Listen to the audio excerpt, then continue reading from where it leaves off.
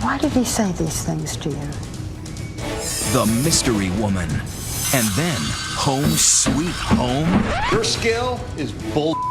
We're putting the real in real estate with realtors where nothing's off limits. Your drawers, your drugs, even your bed. They just had sex on it. When a house's virtual tour turns into a sex tape. We hired him to sell the house, and this is what he's doing in it. Love Shack. Plus, forget the neighbor from hell. We've got an entire town harassing a couple with car horns day and night. We're being tortured by this. But why? Beep your horn one time, he'll take you to court. Just trying to make our town look like a bunch of idiots. Honking mad. And has a contractor ever left you in the lurch? The last time I saw him was when the last check got sent. Then watch this team that's out to make things right with a custom-crafted sting operation. You're in big trouble. Catch a contractor. Tonight, there's no place like Home Sweet Home. Here's David Muir and Elizabeth Vargas. Good evening. Tonight we begin here with that ABC News exclusive. Just a short time ago, the woman at the center of a firestorm answering questions for the first time about the owner of the LA Clippers, Donald Sterling. She was the one who recorded him making racist comments. How she explains it in a moment, but first, who is she? That young mystery woman hiding behind the visor, the woman involved with a billionaire, nearly 50 years her senior. Daily skate every day like this. Just one block? You have seen her all week, skating in front of her house with that odd visor covering her face. You guys want some water? We're exiting a restaurant espousing presidential aspirations. One day I will become president of the United States of America. Who is she? She is 31-year-old V.Stiviano, the woman often at Sterling's side at Clipper games, nearly 50 years his junior. On Instagram, she calls herself an artist, lover, and philanthropist. But it was that Instagram account that got her into hot water with Sterling when she posted that picture of herself with Magic Johnson. Sterling's anger at Stiviano, part of that now famous recording.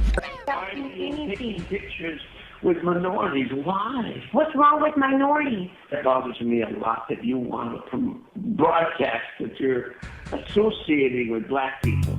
Stiviano says she's half black, half Latina. Her name was Maria Vanessa Perez until 2010 when she legally changed it because she says she felt she hadn't, quote, yet been fully accepted because of my race. In the recording, despite Sterling's anger, Stiviano tries to make peace. Here you go, honey. A little bit of juice, baby. Thank you, Eddie. Honey, if it makes you happy, I will remove all of the black people from my Instagram.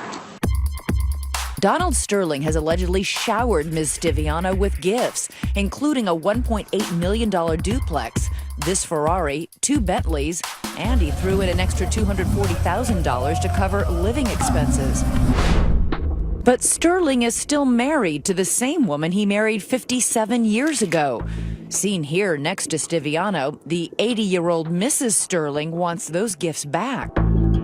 So to get them back, Shelley Sterling filed a lawsuit in March against the other woman who met her husband at a Super Bowl game in 2010. The lawsuit alleges Stiviano engages in conduct designed to target, seduce, cajole, and/or receive as gifts transfers of wealth from wealthy older men. But Shelley Sterling still joined her husband for dinner earlier this week, defending him to the paparazzi.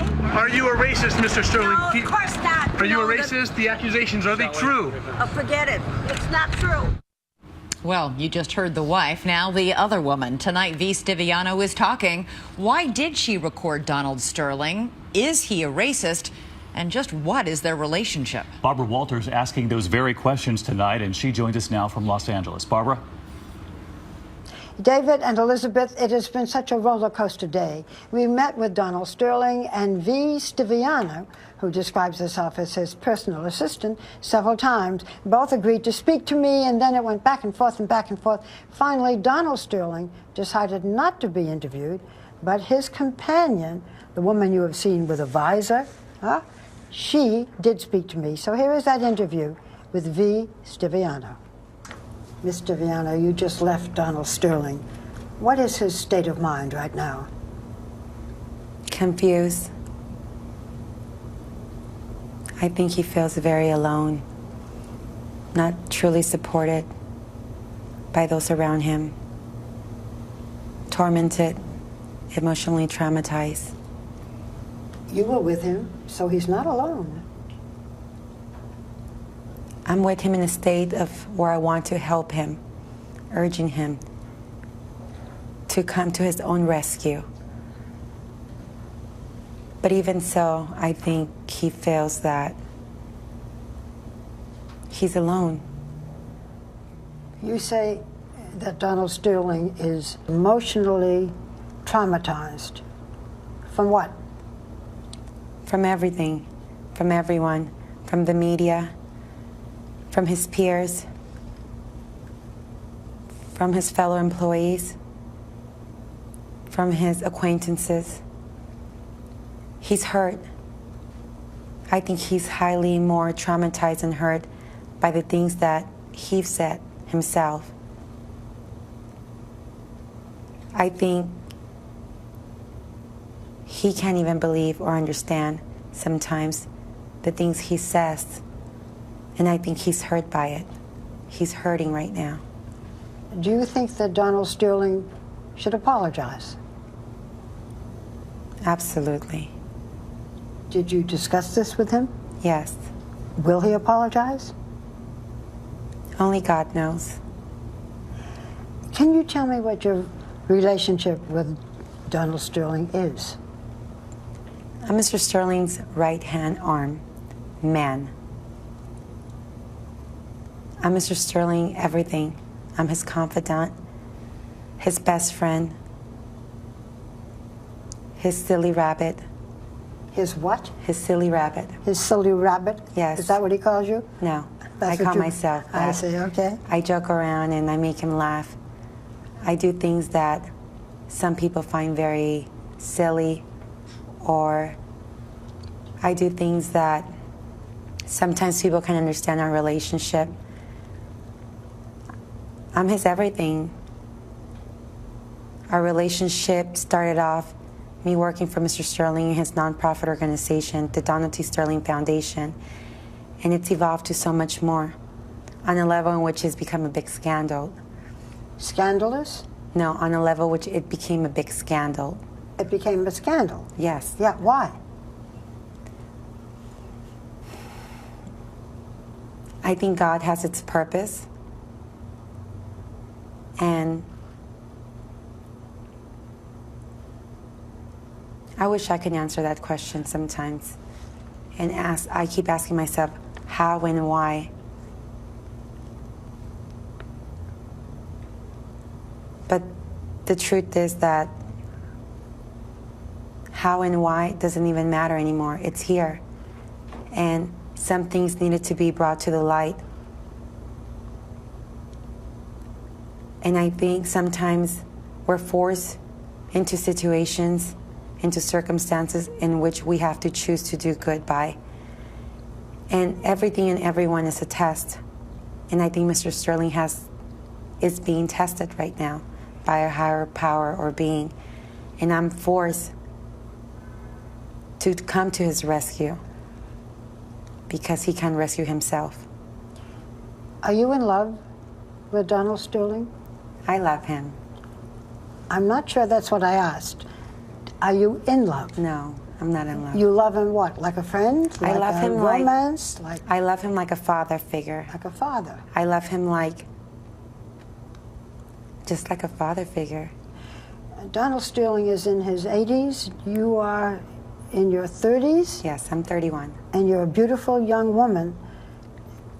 So I'm not sure that I understand the relationship. Well, I'm Mr. Sterling's personal assistant. Mm-hmm. Like I said, I'm his right hand. I'm his wingman. What isn't there to understand? Well, let me ask this. Do you and Donald Sterling have a financial arrangement? You say you're his assistant. Does he pay you? Yes. He pays you as an employee? He doesn't have me. He at first started paying me as an employee, and then he started paying me off the books. Off the books? Yes. People have seen you walking with a visor. Why the visor? I'm hurting. I'm in pain. It hurts to see someone that you care about hurting. It hurts to see people speculate, assume, say, throw darts at you when they don't know you, when they don't know your story, when they don't know the truth, all based on hearsay and assumptions. It hurts. It's easier to mask the pain. If you wear the visor, you can hide your face and hide the pain. This is a question that I ask very often, but it seems to me so appropriate now. What's the biggest misconception about you? That I'm a mistress or a whore or a woman of the night. And all those misconceptions are just on my Instagram, I think, or it's speculations of not real journalists doing their job, asking the wrong people information about me that they don't know or have real facts. Well, so many of you weighing in already. Tweet us right now. We're online. Use the hashtag ABC2020. And when we come back here tonight, more of Barbara's interview with the woman at the center of this firestorm with perhaps the biggest question of all. That's right. The question is the owner of the LA Clippers, Donald Sterling, a racist. V.Stiviano weighs in on that when we come back.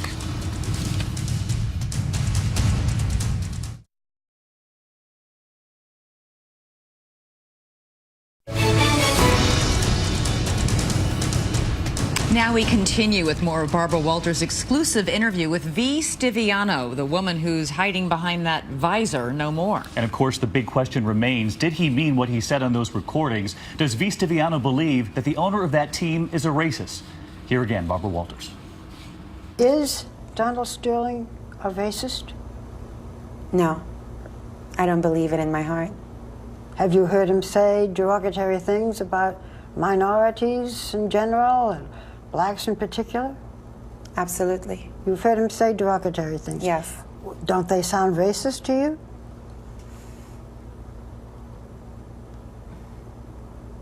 I think the things he says are not what he feels. Anyone can say anything in the heat of the moment. Not everybody makes alleged racist remarks in the heat of the moment.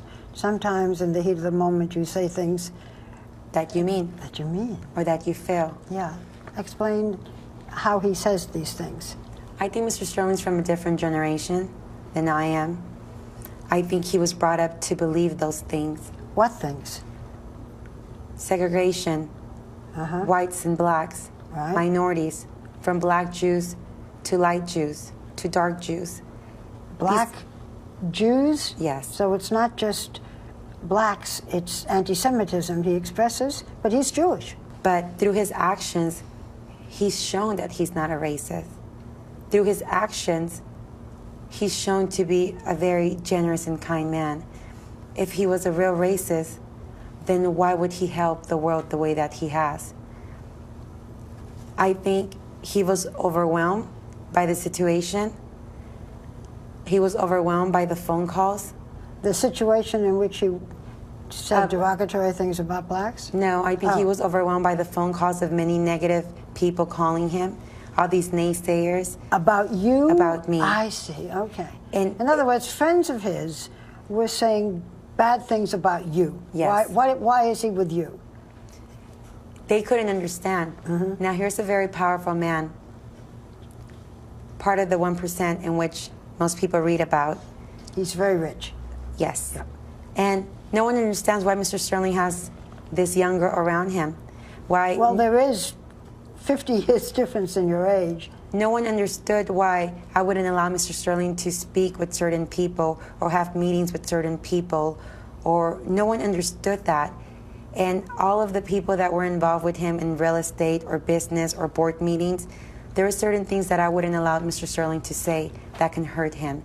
And I became part of Mr. Sterling's team.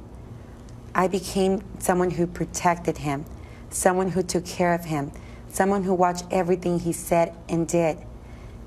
And people did not like that. People were used to Mr. Sterling being Mr. Sterling. And here comes the V, and everything changed. So you helped him become a better person? In every way. In every way. I want to go through some of the things that he has said and get your comment on them. He said to you about black people, you can sleep with them, you can bring them in, you can do whatever you want. I just ask you not to promote it, not to bring them to my games. Why not? There is a point in time where I have the leniency and the liberty to bring whomever I want as his right hand. I get the perks of doing whatever I want for the most part when it comes to the NBA team. And a lot of people were jealous of that. A lot of executive and board of directors for the Clippers organization did not like that. So having that freedom, Mr. Sterling allowed me to bring whomever I wanted. And on occasions when Mr. Sterling wasn't there and I was attending the games, people would call him and tell him that I brought a certain amount of people and that they look like a certain way. Black people? Well, not just black people. Well, he said you can sleep with them, you can bring them in, you can do whatever you want. He was not just talking about black people, he was talking about anybody you brought? I think he was generalizing. I think the focus of the subject at that time was just black people. But I think he referred to everyone, not just black people, when he made that statement. Well, it's a little confusing. Yes, because he says, the little I ask you is not to promote it, not to bring them to my games. Them talking about those people that didn't give me a good look. People that were perceived based on the calls and the assumptions these other individuals were making to Mr. Sterling. They would say negative things like V brought gangsters, or V was hanging out with thugs, or V was hanging around with bad women or with fat women. Just, it wasn't only men, it was also women. Part of the audio in which the world heard was only 15 minutes. There's a number of other hours that the world doesn't know. In one of your recorded conversations with Sterling, you said, I wish I could change the color of my skin. I was being cynical and sarcastic. I see. I wanted to get him to see what he was doing to me, what he was doing to himself. A lot of the times I would overemphasize and be cynical because he just didn't get it. He couldn't understand my views or the views of those around us. And I would have to paint that picture to him in color with words. So you are, as I've said, you are half black and half Mexican, and you were very close to Donald Sterling. Yes. You do not consider him a racist? No. No. Do you think he should apologize? Absolutely. Do you think he will apologize? Only God knows. There are so many facets to this fascinating story: race, power, and wealth, the least of which is the nature of the relationship between this beautiful woman and the billionaire, Donald Sterling. Barbara Walters with that exclusive interview tonight. Barbara, thank you from Los Angeles. And we want to know what you think at home. Elizabeth and I have been reading these tweets. A lot of strong opinions out there. Tweet us online. Use the hashtag ABC2020. And when we come back, we're going to switch gears pretty dramatically. We've all had a contractor horror story or a real estate nightmare. What are some brokers really doing in your home? Well, cameras are catching it all, and boy, have you got to see this. Coming up, we're putting the real in real estate with realtors where nothing's off limits. Your drawers, your drugs, even your bed. They just had sex on it. When a house's virtual tour turns into a sex tape. We hired him to sell the house, and this is what he's doing in it. Love Shack. When 2020 continues.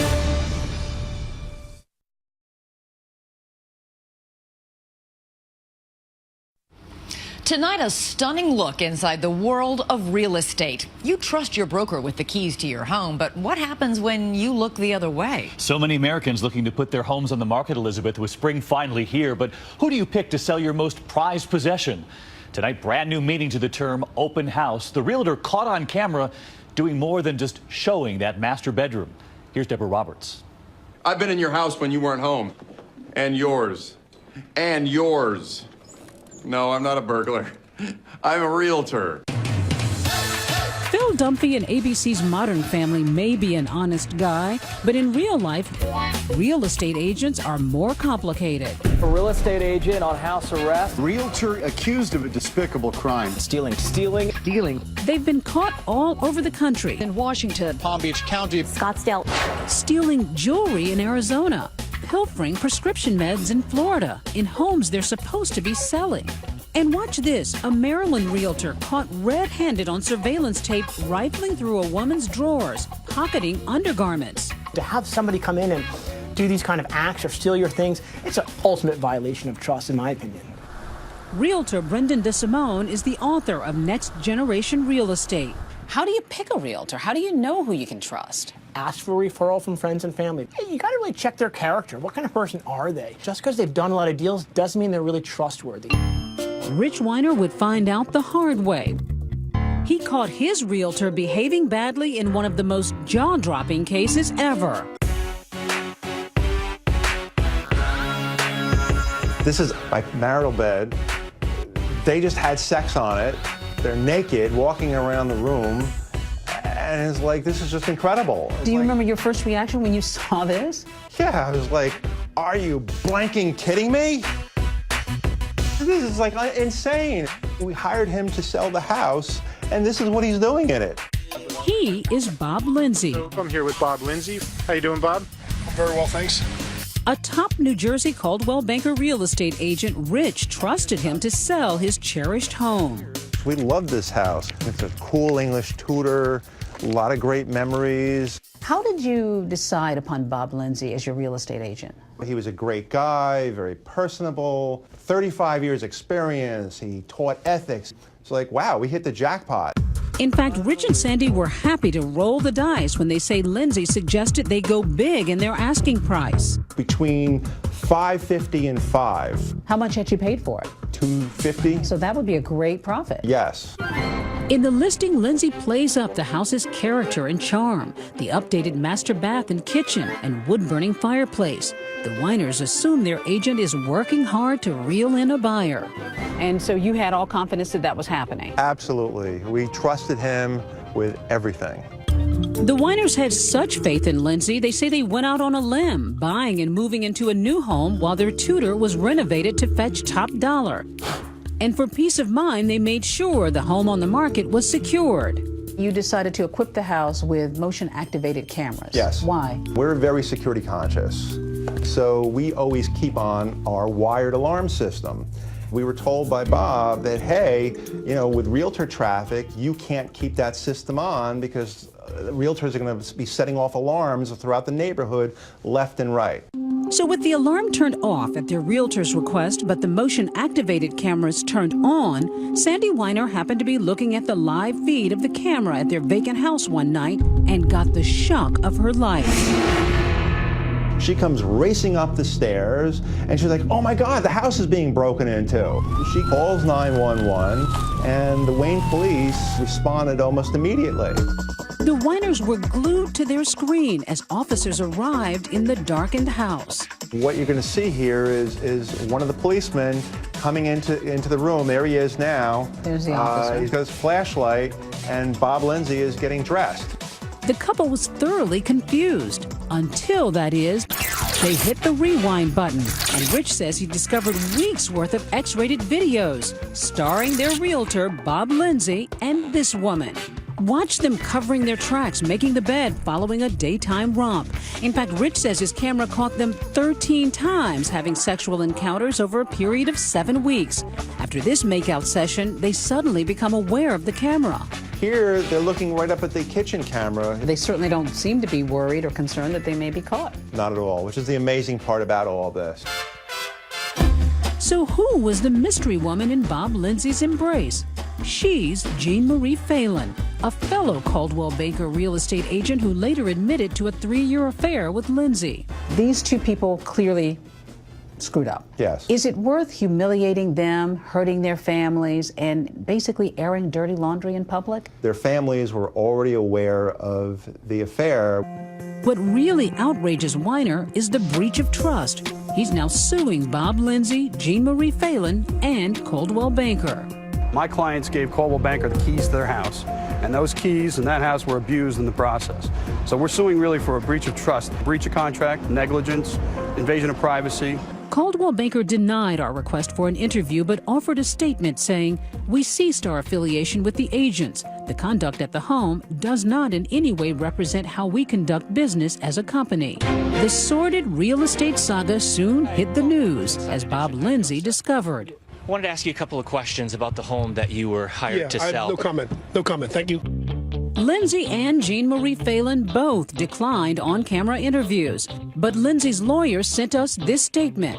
Although my client entered their home on occasion for purposes that were unauthorized, the balance of the Weiners' claims are either false and or exaggerated and can and will be exposed by clear and irrefutable evidence. Lindsay and Phelan are countersuing the Weiners, claiming they attempted to extort $1 million or they'd give the compromising material to the media. My clients never asked for a dime from either Mr. Lindsay or Miss Phelan. There was no extortion attempt. There was nothing like that. And remember that juicy asking price of just over $500,000? Well, the home on Maple Avenue eventually went for $419,000, $100,000 less than Lindsay said he could get. He overpriced the house to keep the traffic away so he could use the house. He was going to make money selling the house, but just not today. He can use it as a cheap motel today, sell it tomorrow. Do you think that person should still be practicing? Absolutely not. That person should lose their license immediately. They shouldn't be allowed to enter anybody's home ever. What would you say if I told you that Bob Lindsay is still selling homes with another firm? That's the most shocking part of this entire story, that he's still selling real estate.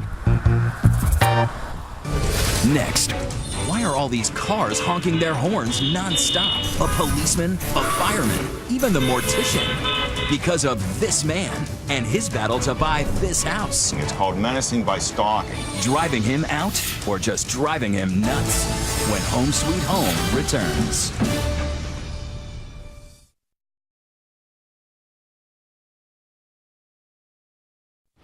We've all had nasty neighbors, but an entire town? Think how annoyed you get when just one person honks at you. Now imagine all your neighbors driving by sitting on that horn 24/7. Are they tormenting one family, or did that family wear out its welcome? We want you to decide. Here's Paula Ferris. Of all the homes in Hubbard, Ohio, it might be the last one you'd expect folks to fight over. But this vacant house on East Liberty Street is the hottest property since good old Nehemiah Hubbard founded the town 200 years ago. Oh, what a fuss over a little fixer-upper. This all started in 2007 over a simple real estate deal, correct? Right. It was the property next door here. Meet Rick and Cindy Kurlich, longtime Hubbard residents. They say all they wanted was to buy the property next door. The only problem? It wasn't for sale. These folks, John and Marlene Clementi, had inherited half the house. The other half was tied up in court.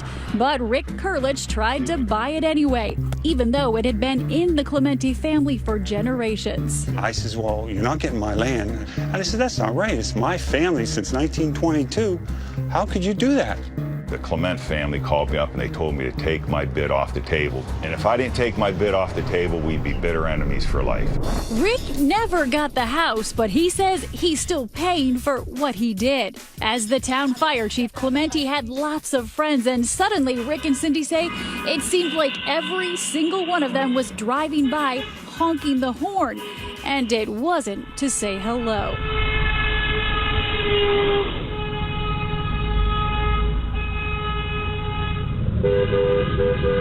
The Clement family conspired together to organize a horn-blowing campaign against us.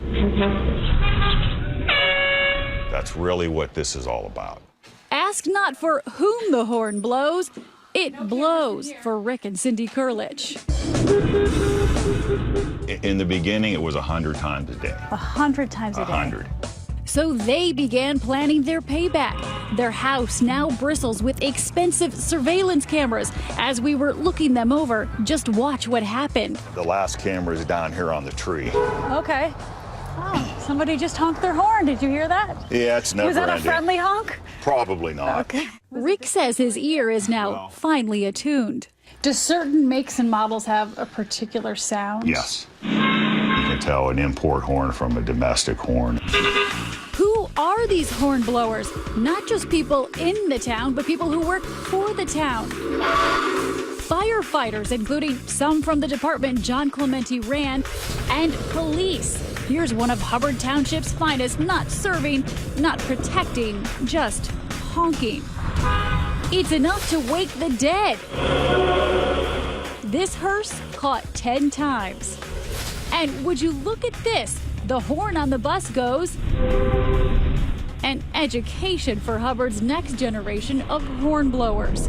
Rick and Cindy renamed their dining room the evidence room. Wow. There's more in the basement. There's hundreds and hundreds of photographs and discs and stuff here. You're like a detective. So when did people start blowing the horns? Were you recruiting people, telling them to get this guy out of town? That's what he tells everybody. John says he can explain everything. His son's girlfriend and some of her friends would occasionally blow the horn, but he says that was just their way of saying goodbye. When they would leave the house, the girls would toot the horn just to let them know they're leaving. A little toot? Yeah, Rick says, like this car leaving the Clementes' driveway at 4 in the morning. Does the city of Hubbard have a horn blowing epidemic? An epidemic? No. We do have a problem in one particular area. We patrolled around town with the police chief, Jim Tafe.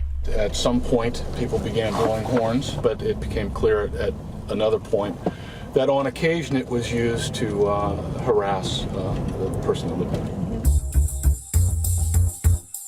Kurlich began taking horn blowers to court. He says he got orders of protection against more than a dozen people, and he didn't stop there. He started suing. Somebody beeps, Rick sues. Beep, sue. At the Trumbull County Courthouse, the legal paperwork is piling up.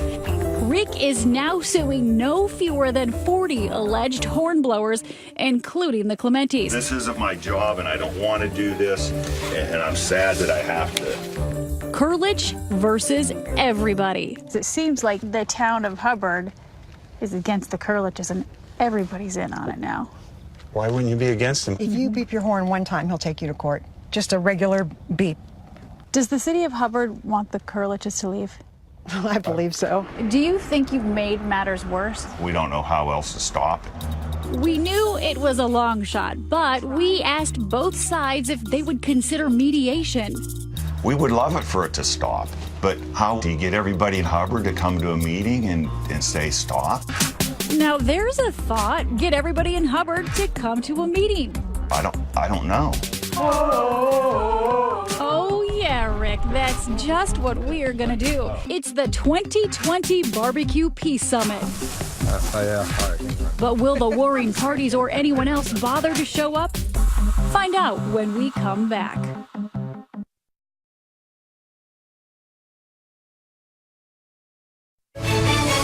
"2020 continues. Once again, Paula Ferris. Which is the real Hubbard, Ohio? The peaceful city that claims to be the official home of the nicest people? Or the horn-blowing bedlam captured on Rick and Cindy Kurlich's surveillance cameras?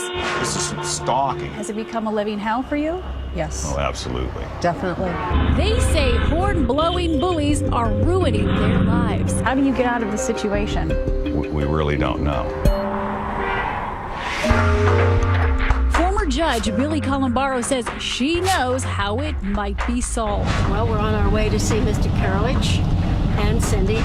On a gray and rainy Friday, she came to Hubbard to try to mediate the noisy feud. The minivan diplomacy begins at the Kurliches. Hello. Hi there. I'm Rick. The judge says mediation has a better chance without cameras. All right, guys, you can leave. Out of here. 3 hours later, Judge Billy emerges with a slice of coconut cake, but no deal. He's thinking about it. That's a good first step. Next stop, the Clementis, the people Rick and Cindy say organized the horn-blowing harassment in the first place. Hi. Another marathon session, but at the end of the day, My assessment is they're just not ready for mediation at this point. it looks pretty hopeless.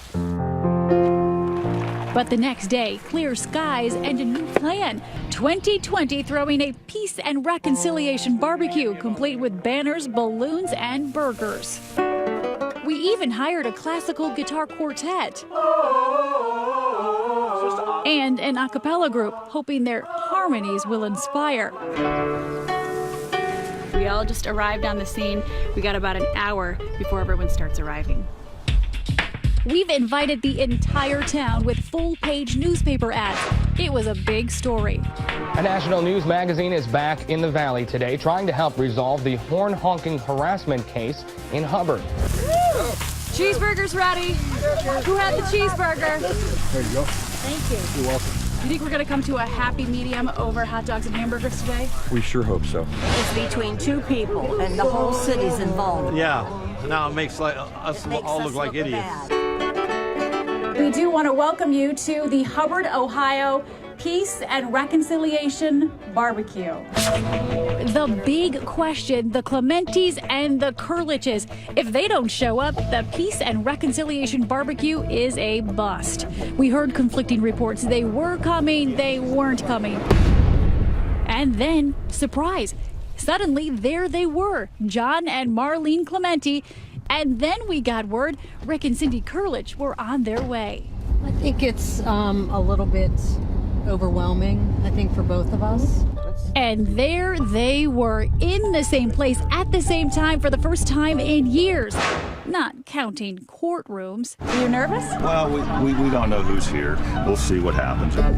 For a moment, we thought we had a breakthrough. The Kurliches representative, Vic Rubenstein, confronts the Clementis attorney, Jim Wise, insisting they go ahead with mediation. Can we hear that from Mr. Clementi's mouth? He's ready to mediate? My clients have always been willing to mediate. Well, then let's get it on. But is he willing to compromise? That is up to him. I can't answer that. First and foremost, The lawyers for both sides made brief statements, but the Kurliches and Clementis themselves spent the Peace and Reconciliation Barbecue avoiding each other. Here are John and Marlene. Rick and Cindy are way over there.